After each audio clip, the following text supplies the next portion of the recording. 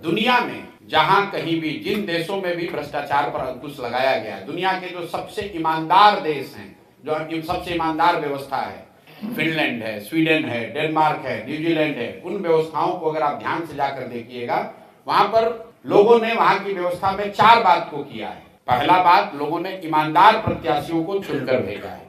दूसरी बात, बहुत बड़े पैमाने पर सरकारों ने सत्ता और संसाधन का विकेंद्रीकरण किया है। तो हम लोग यहाँ चाहते हैं, इसीलिए जन सुराज का नारा है, सही लोग, मजबूत आदमी नहीं, गलत आदमी नहीं, चाहे कमजोर व्यक्ति हो लेकिन ईमानदार हो, सही हो। दूसरी बात, अगर जन सुराज की सरकार बनती है तो बड़े पैमाने पर सत्ता और संसाधन का विकेंद्रीकरण होगा।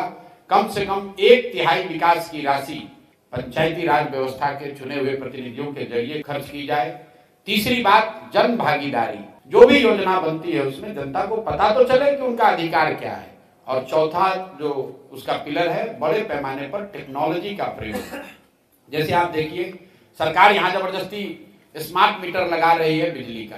किसी ने नहीं पूछा कि भाई जब तुम नल जल योजना बना रहे थे, अगर तुमने नल जल योजना में स्मार्ट मीटर लगा दिया होता तो पटना में बैठे बैठे पता चलता कि कौन सा मोटर ऑन हुआ, कितना पानी निकला, किसने कितना पानी कंज्यूम किया, तो वो तो भ्रष्टाचार पूरा उसमें कम हो जाता। अभी सरकार को पता ही नहीं कि कितना नल जल योजना चल रही है कि नहीं चल रही है।